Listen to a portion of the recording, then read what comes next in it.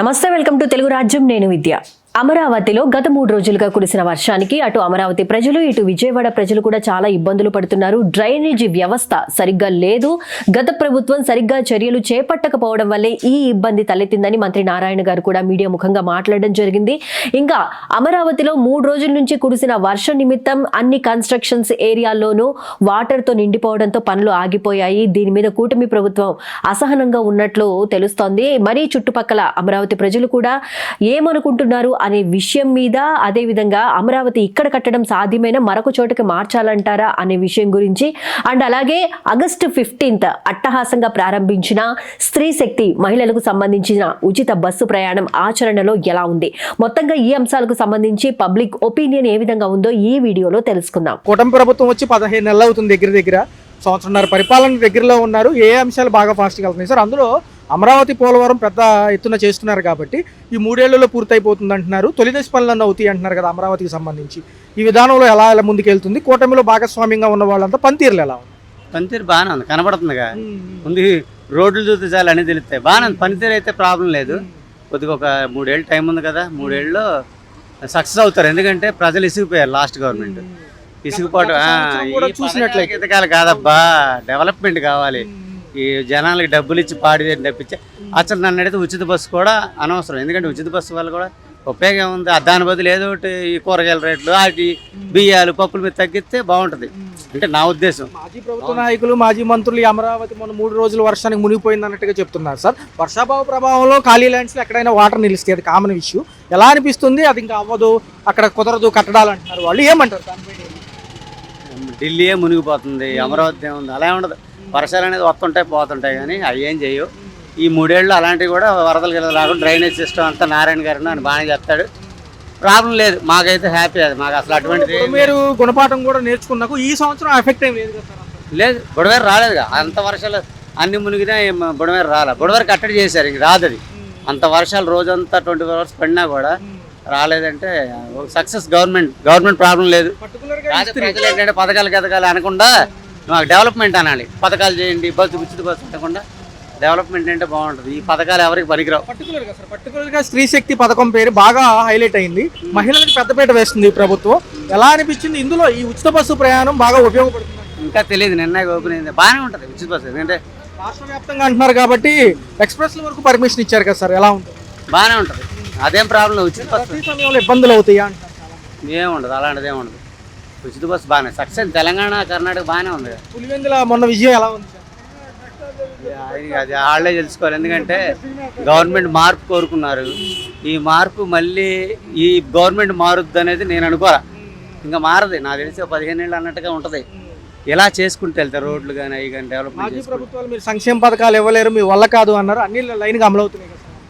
ఇవ్వలేరు అంటానికి ఏంటంటే ఇక్కడ గవర్నమెంట్లో డబ్బు లేదు, ఆర్థిక పరిస్థితి బాగలేదు కాబట్టి ఇవ్వలేరని చెప్పగలిగారు. మరి ఆయన చంద్రబాబు గారు ఇస్తానన్నారు కాబట్టి ఇవ్వకపోయినా మనం దానికి సపోర్ట్ చేయాలి.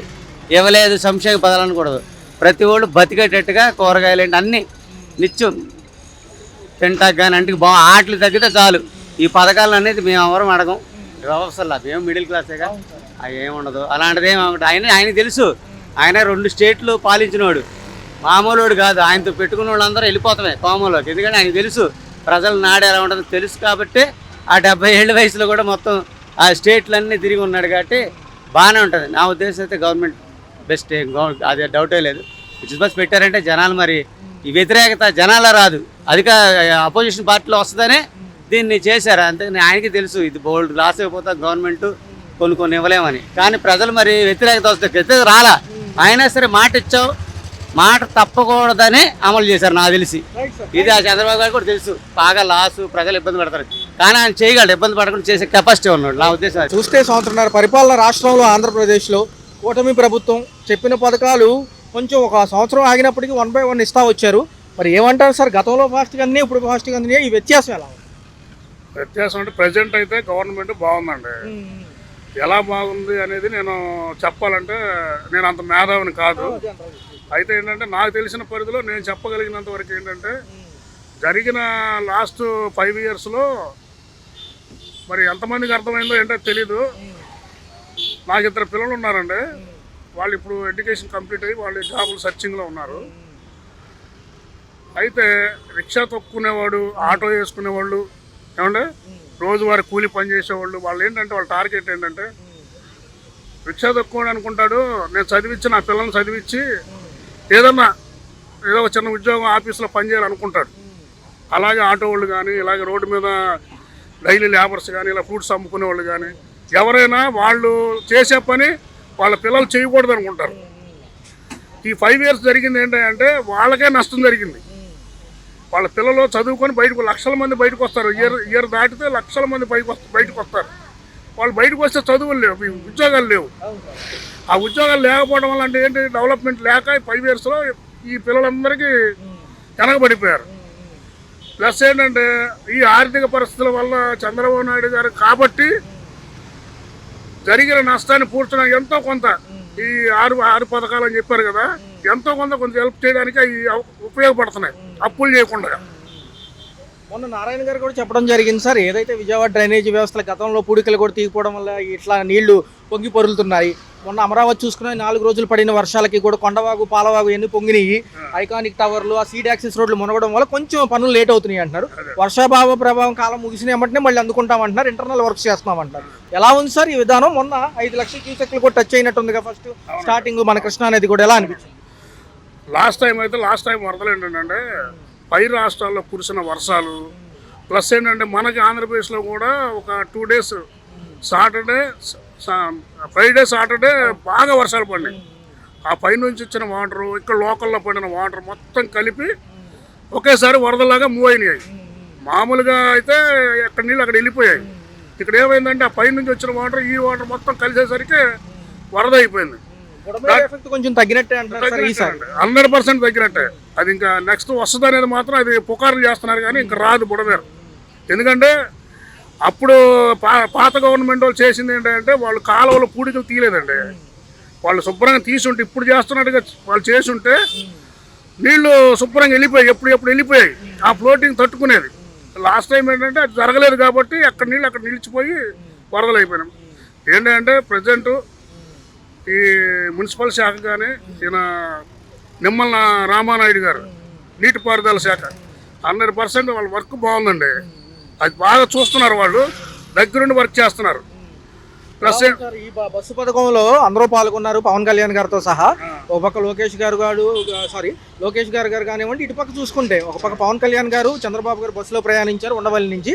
ఒక పక్క హిందూపూర్లో బాలకృష్ణ గారు కూడా బస్సు తోలడం జరిగింది, ఆయన ఉండే నివాసం వరకు.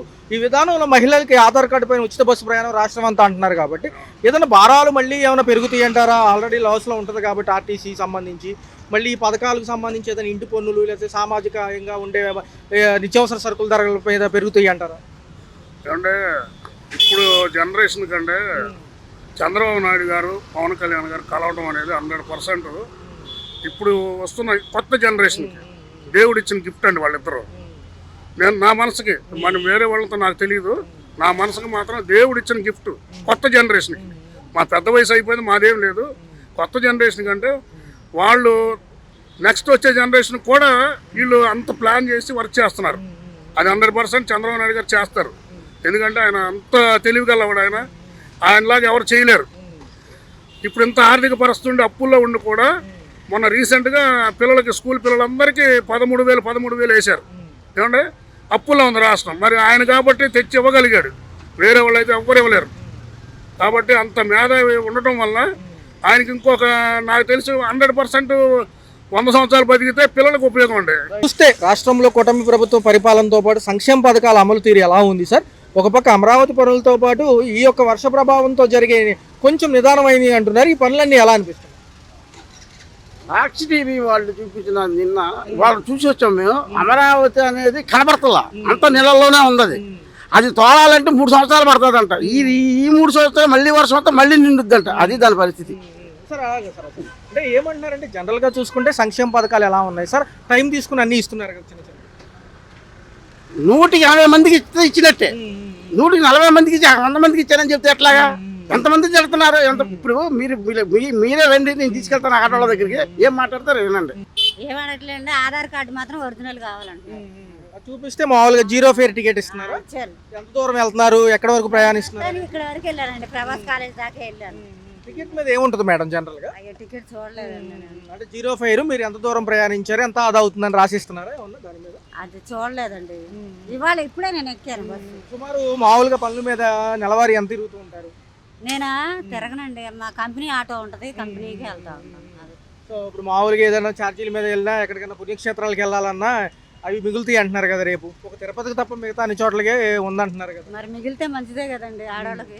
మేడం చెప్పినట్టుగా అందులో మాలాటోళ్ళకి ఎవరు లేని భర్త లేని వాళ్ళకి ఇంకా మంచిదిగా. చెప్పినట్టుగా మేడం ఈ పథకం అమలైంది కాబట్టి దీని పేరు స్త్రీశక్తి. మహాశక్తి అని మీకు మహిళలకు 1500 ఇవ్వాలి నెలవారు. ఈ 18,000 అంటారు సంవత్సరానికి. అది కూడా ఇస్తామంటున్నారు. నెక్స్ట్ ఎలా ఉండబోతుంది? ఇస్తే మంచిదేనండి. బాగానే ఉన్నాయి పథకాలు, మాత్రం బాగానే ఉన్నాయి. గిట్టిన వాళ్ళు గిట్టినట్టుగా చెప్తారు అంతే. సంవత్సరాల పరిపాలన అవుతుంది. మొదట పెన్షన్, గ్యాస్ పెన్షన్ సిలిండర్ వస్తుందండి. చంద్రబాబు నాయుడు పెన్షన్ ఇస్తున్నాడు. పర్వాలేదు, నా వరకు బాగానే ఉంది. మరి మిగతా వాళ్ళ సంగతి నాకైతే తెలియదు. మరి ఇటు పక్క చూసుకుంటే గ్యాస్ సిలిండర్లు కానివ్వండి, స్టోర్లో బియ్యం గ్యాస్ సిలిండర్ రెండోది వేయలేదండి, ఫస్ట్ వేసారు. రెండోది మరి అమలైందో లేదో నాకు తెలియదు. మరి వేస్తారో కూడా తెలియదు. రేషన్ అక్కడ తెచ్చుకోవడం ఏమైనా ఇబ్బందిగా ఉందా? అదే ఇబ్బంది లేదులేండి. అంతా బాగానే ఉంది. రోడ్ల వ్యవస్థలు బాగానే ఉన్నాయా? బాగుందండి. చంద్రబాబు నాయుడు బాగానే చేస్తాడండి. కరెంటు బిల్లులు ఏమన్నా? ఇంకా కరెంటు బిల్లులు అంటే మాకు వచ్చేది తక్కువే. మరి అమరావతి పనులు కూడా ఫాస్ట్గా చేద్దాం అనుకుంటున్నారు కానీ ఒక 4 రోజుల నుంచి వర్షాలు పడుతున్నాయి కదా, కొంచెం లేట్ అవుతుంది. 2027 కల్లా కంప్లీట్ చేస్తామంటున్నారు. అది కూడా అయితే ఉద్యోగాలు కూడా వస్తాయి అంటున్నారు పిల్లలకి. మెయిన్ కావాల్సిందే అదండి, పిల్లల కోసమే కదా, పిల్లల్ని చదివించుకునేది. చంద్రబాబు నాయుడు వచ్చారంటే కంపెనీలు అవుతాయనే కదా. కంపెనీలు వచ్చినాయి అంటే పిల్లలు జాబ్లు వస్తాయనే కదా. మొన్న పడిన వర్షాలకి అమరావతికి, గుంటూరు కూడా దారులు తెగిపోయినాయి. ఆ కొండవాగు, పాలవాగు అన్నీ పొంగుతున్నాయి. పాపం కోర్టుకు వెళ్ళే వాళ్ళు కూడా తిరిగి వెళ్తున్నారు. కొంచెం ఏదంటే బంకమట్టి ఏరియా కాబట్టి ఇట్లా ఇబ్బంది ఉంటుంది. కట్టడాలంటున్నారు, సమయం పట్టినా అవుతుంది అంటారు. ఈసారి ఖచ్చితంగా అవుతుందని నమ్మకం అండి. అవుతుంది, చంద్రబాబు నాయుడు గారు పట్టించుకుంటే ఏదైనా జరిగింది. మరి నిన్న చూసుకున్నట్లయితే అక్కడ అట్టహాసంగా ఈ స్త్రీశక్తి స్టార్ట్ చేశారు కదా. చంద్రబాబు గారు, పవన్ కళ్యాణ్ గారు, లోకేష్ గారు బస్సు ఎక్కారు. అక్కడేమో హిందూపూర్లో బాలకృష్ణ గారు కూడా బస్సుతో వెళ్తున్నారు. ఎలా అనిపించింది? బాగుంది. ఆడ బస్సు ఎక్కడం అంటే బాగానే ఉంది. కారులో తిరిగి వాళ్ళు బస్సు ఎక్కారంటే ఆశ్చర్యమే కదా. ప్రభుత్వ పథకాలన్నీ కూడా అమలవుతున్నాయి. పర్లేదండి.